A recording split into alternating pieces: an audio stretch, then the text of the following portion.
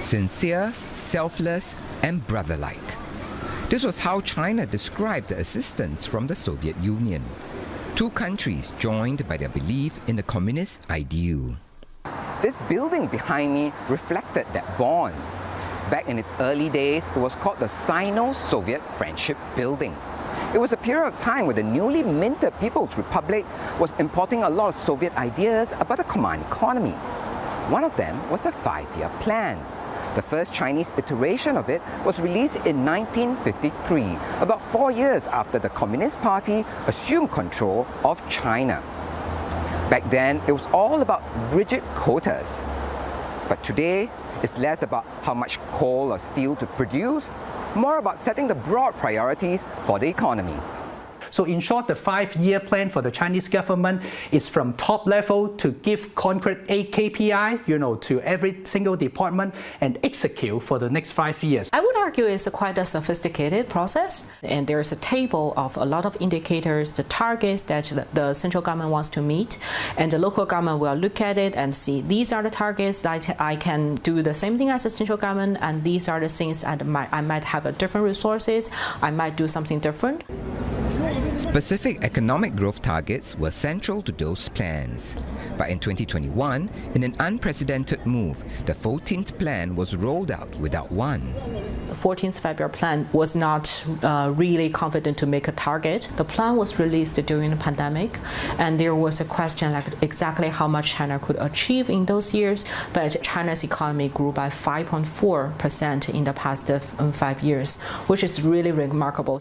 女士们、先生们，大家下午好。 The government has been taking stock of the plan.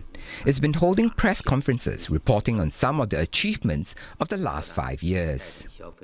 At the same time, when we look at urbanization, the target was to make China's urbanization rate 65 by 2025, but currently we're looking at almost 68, so that's beyond the target.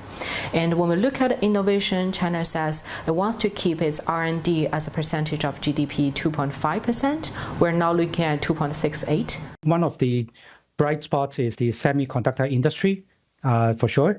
For instance, the mass production of 7-nanometer chips by SMIC, which is definitely a milestone development.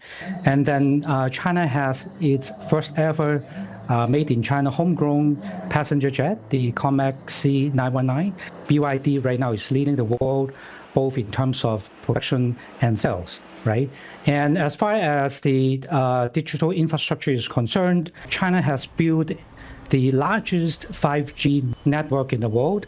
I think the China electric vehicle, in terms of popularity, is already into the tier one space. If you ask me 5 to 10 years ago, it's out of my imagination. The second is AI. I think the DeepSeek moment, to be honest, really changed a lot of investor sentiment. However, some key goals fell short. One of the areas that has fallen short is the goal of significantly boosting consumption demand, and that is due to a combination of reasons.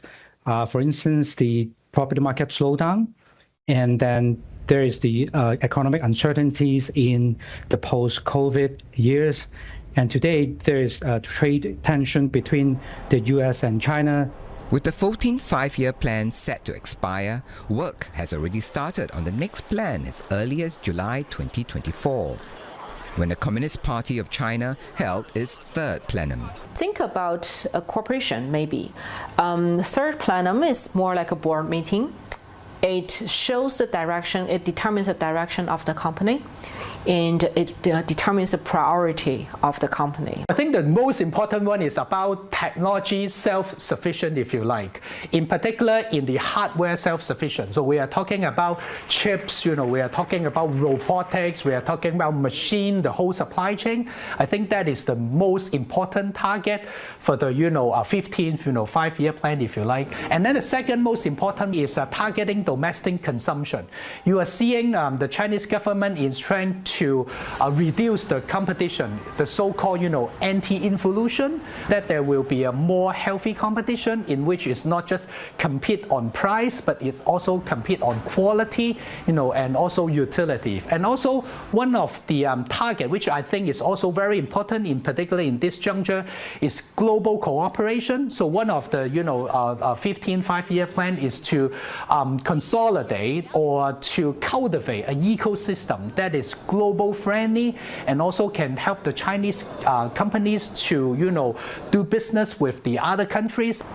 The 15 5-year plan will steer China till 2030 towards the party's objective of achieving the per capita GDP of a moderately developed country by 2035. But its impact will be felt beyond the country's 1.4 billion people. Its choices on growth, green energy and technology will ripple through supply chains and markets across the world. Tan Yew Guan, CNA, Shanghai.